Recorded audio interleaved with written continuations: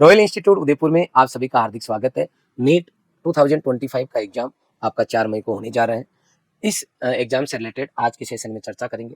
सबसे पहले बहुत सारे बच्चे अंतिम समय में अच्छा स्कोर पूरी साल करते हैं, लेकिन अंतिम समय में उनकी रणनीति या उनकी बॉडी लैंग्वेज, उनकी मेंटल हेल्थ, फिजिकल हेल्थ या कोई अदर ऐसी एक्टिविटी वो बच्चे कर लेते हैं जिसकी वजह से पूरी साल पे उनका पानी फिर जाता है और कहीं ना कहीं वो अच्छा रिजल्ट नहीं दे पाते।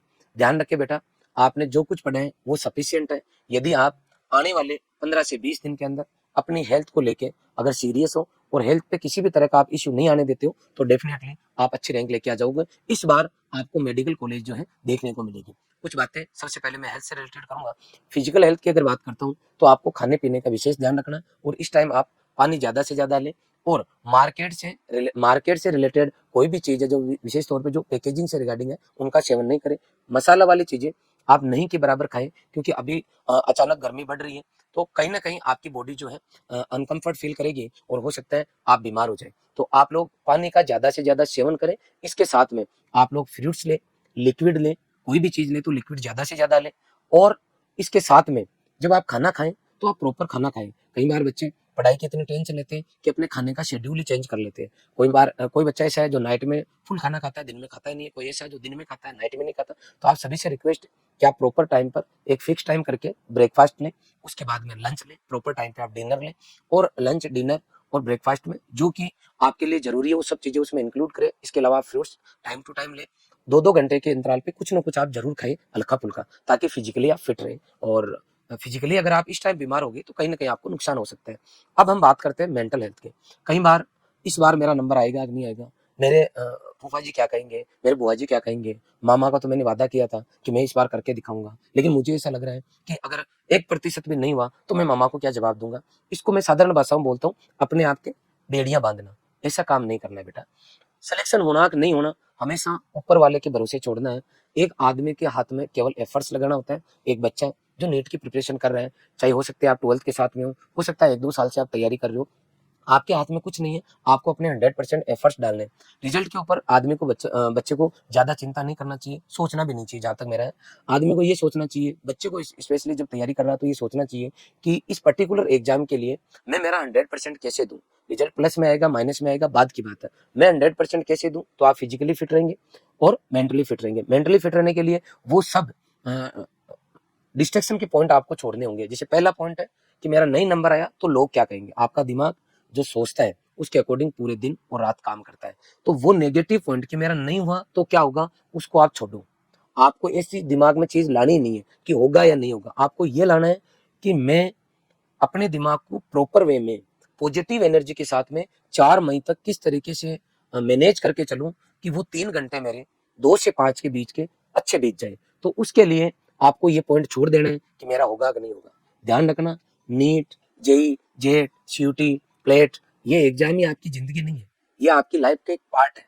इसलिए पूरी उम्र ही, अगर आपकी एज 15 प्लस है या आप 10th कर चुके हो तो आपको अब पूरी उम्र ही कंपटीशन के माहौल में रहना है। इसके लिए अपने दिमाग को प्रिपेयर करके रखना है। इसमें आप कई बार फेल होगे, कई बार पास होगे। तो पहला केस है कि अगर आपका नंबर आ गया तो आपने गढ़ जीत लिया, ऐसा कुछ नहीं है। आपका नंबर नहीं आया तो आपकी दुनिया लुट गई, ऐसा कुछ भी नहीं है। किसी अगले वीडियो में अपन डिस्कस करेंगे कि फेल होना भी किस तरीके से आपको एक अच्छा रास्ता दिखा सकता है, अच्छी डायरेक्शन दिखा सकता है। लेकिन अभी हम फेल होने के हिसाब से तैयारी नहीं, पास होने के हिसाब से पॉजिटिव माइंड को रखेंगे और हम यही चिंता करेंगे, हमेशा चिंता की जगह चिंतन करेंगे कि मेरे आने वाले 20 दिन पॉजिटिविटी के साथ में कैसे निकले। तो पहला चीज है कि मेरा नंबर आए नहीं आए, मैं 6 से 8 घंटे अब कंटिन्यू सोऊंगा।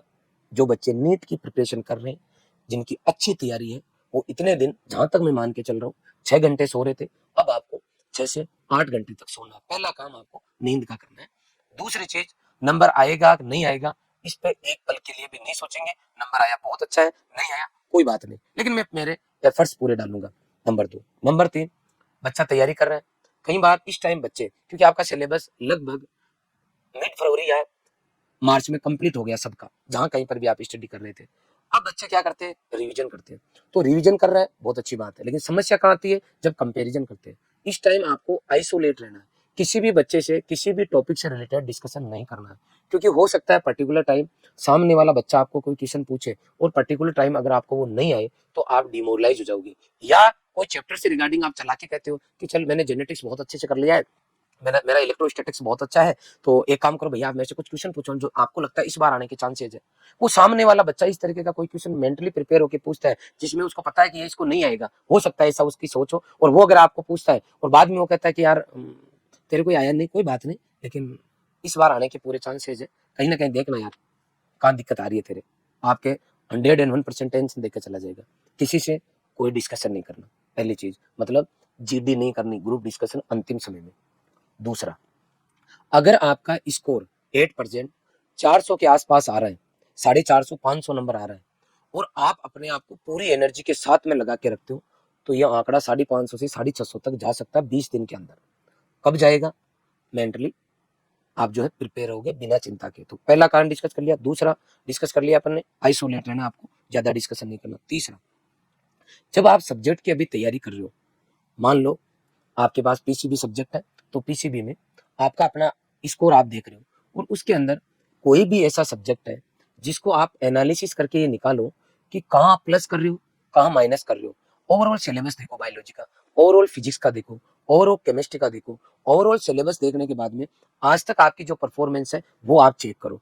चेक करने के बाद में आप ओवरऑल सिलेबस में से ये पॉइंट निकाल लो जो आपके वीक है। अभी आपके पास समय 10 दिन, आप आने वाले 10 दिन जो आपके वीक है, जहां आप ज्यादा एरर करते हो, जहां से क्वेश्चंस आप अटेम्प्ट नहीं कर पाते हो, उनको आप ज्यादा समय दे सकते हो। इसका मतलब ये हुआ कि सिलेबस को डिवाइड किया आपने, और वो 80-20 रेशियो में आ गया। 80% सिलेबस आपके पास ऐसा है जिसपे आपकी अच्छी पकड़ है, 20% सिलेबस ऐसा है तीनों सब्जेक्ट में जिसकी आपकी अच्छी पकड़ नहीं है। तो आप सिलेबस को तो कर दिया 80-20 पे, टाइम को कर दो 50-50। आप आधा टाइम आने वाले 10 दिन इनको दो जो आपके वीक है, और आधा टाइम 50% उनको दो जो आपके ठीक है।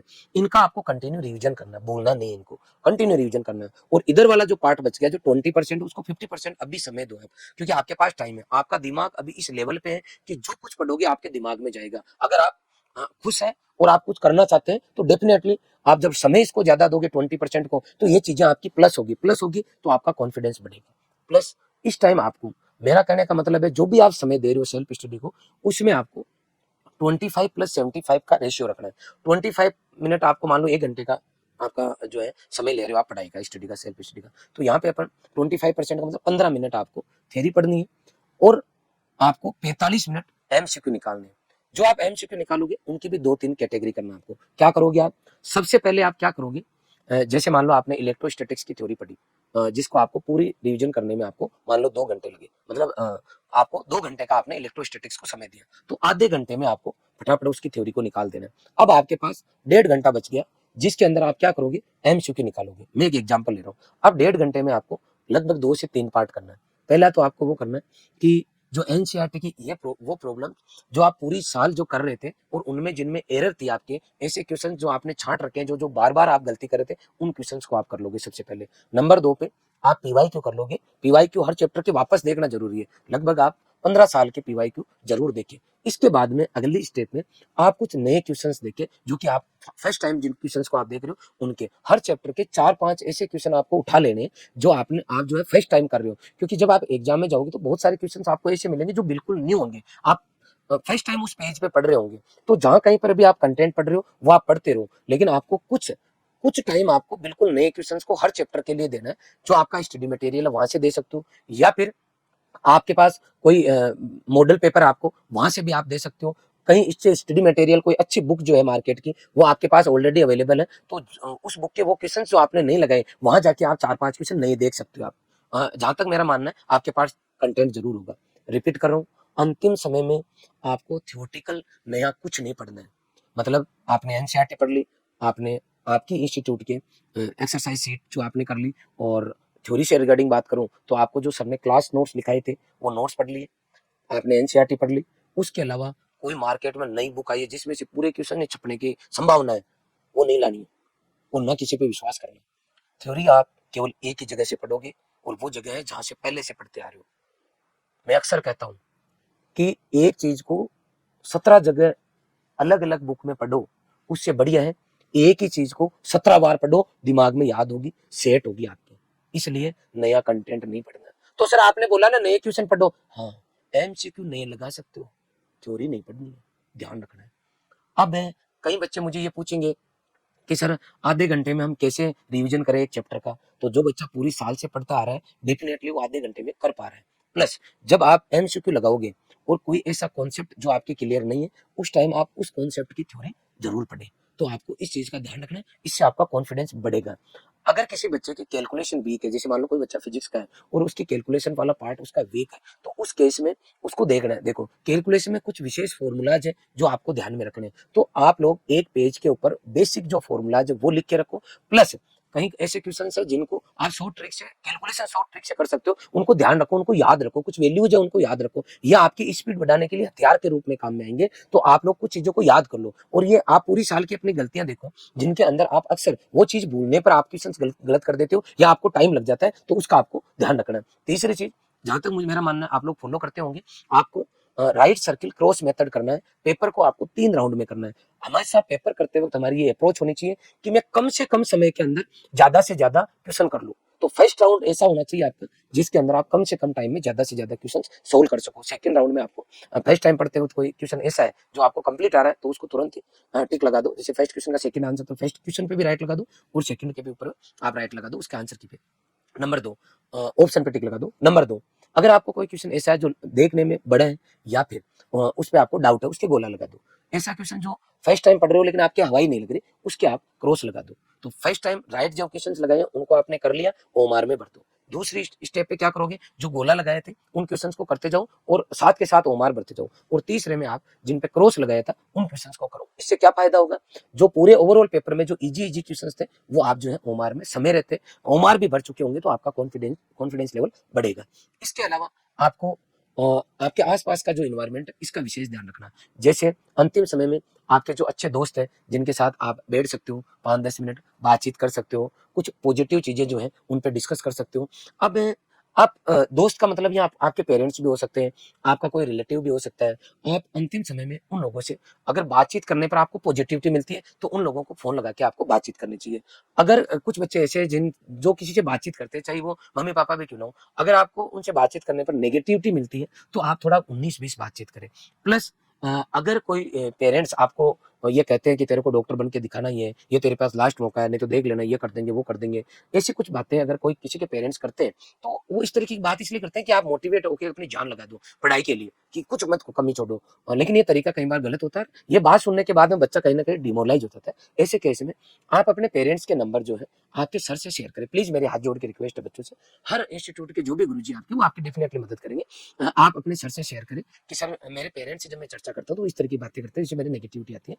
और वो जो आपके गुरुजी हैं वो आपके पेरेंट्स से फोन करके आपके घर के हालचाल पूछ लेंगे और पेरेंट्स को गाइड कर देंगे कि सर आप अच्छा कर रहे हो और आप ये बात बच्चे के भले के लिए बोल रहे हो, लेकिन थोड़ा सा आप बच्चे को इस तरीके से बोले क्योंकि आपका बच्चा मेहनती और खुद पूरे एफर्ट्स लगा रहा है। जिस बच्चे के 450 से 600 के बीच में नंबर आते हैं टेस्ट के अंदर, इसका मतलब है वो बच्चा ईमानदारी से पढ़ रहा है तो इतने नंबर आ रहे हैं, बाकी नंबर नहीं आते हैं। और अगर किसी बच्चे के 450, 500, 550 नंबर आ रहा है, उसको अगर पेरेंट्स ये बोले कि बेटा कोई बात नहीं, पैसे तो आते रहते हैं, हाथ का मेल है, तेरे को हम मौका दे रहे हैं, तो बेटा चिंता मत करना, तेरी तरफ से पूरे एफर्ट्स लगा लेकिन टेंशन मत लेना, जो होगा वो देखा जाएगा। अगर मेहनत करने वाले बच्चे को ये बात पेरेंट्स बोलते हैं तो उस बच्चे में जान आ जाती है और वो बच्चा ज्यादा अच्छा कर लेता है। तो मेरी रिक्वेस्ट है पेरेंट्स से कि आप बच्चे से इस तरीके से बात करें अंतिम टाइम में। और अगर कोई पेरेंट्स नहीं कर पाते तो उन गुरुजी से मेरी रिक्वेस्ट है कि बच्चा अगर आपको बात पहुंचाता है तो पेरेंट्स को आप इस तरीके से मोटिवेट करें। इसके अलावा अंतिम समय में आप जब सेंटर पे जाते हो, जहाँ कहीं पर भी आपका सेंटर आएगा, उस टाइम आपको थोड़ा सा समय रहते जाना। ये बात अपन लास्ट टाइम पे डिस्कस कर लेंगे। हाल फिलहाल अपन अंतिम समय में किन विशेष बातों का ध्यान रखना उस पर डिस्कस कर रहे हैं। आप अपना लास्ट टाइम में टेस्ट एनालिसिस भी मेन होता है।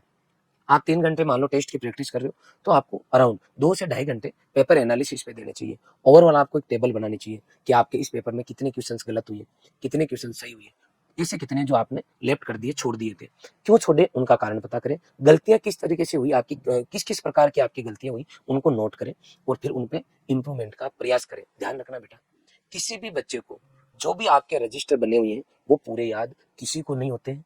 और फर्स्ट रैंकर है कोई किसी भी एग्जाम का, उसको भी नहीं याद होते। इसका मतलब जो कुछ स्टडी मटेरियल है आपके पास वो आपको याद हो पूरा सिलेक्शन के लिए, ये जरूरी नहीं है। कोई नहीं चाहता और कोई नहीं कहता कि आपको पूरा कंटेंट जो है याद होना चाहिए तब भी नंबर आएगा। किसी भी एग्जाम में ऐसी कंडीशन नहीं है। इसका मतलब जो कुछ आपने कंटेंट पढ़ा है उसको अगर आप टेंशन फ्री रह के एग्जाम तक रिवाइज अंतिम समय तक करते रहोगे, आप अपनी कमियां दूर करते रहोगे टेस्ट एनालिसिस के जरिए, तो धीरे धीरे करके आप उस स्कोर तक पहुंच जाओगे जिससे आपका डॉक्टर बनने का सपना साकार होगा। Royal Institute Udaipur NEET JEE के साथ में 6 क्लास से ही फाउंडेशन क्लासेस चला रहा है। अगर आपके आसपास परिवार के अंदर कोई ऐसे बच्चे हो जो 6 क्लास से लेके 12 तक फाउंडेशन प्री फाउंडेशन में एडमिशन लेना चाहते हैं, तो नाम मात्र फीस के अंदर हम बच्चों को कंटेंट अवेलेबल करा रहे हैं। हमारे यहाँ जो सिस्टम है वो बिल्कुल अपग्रेड है। घर जैसी यहाँ हॉस्टल की फैसिलिटी है।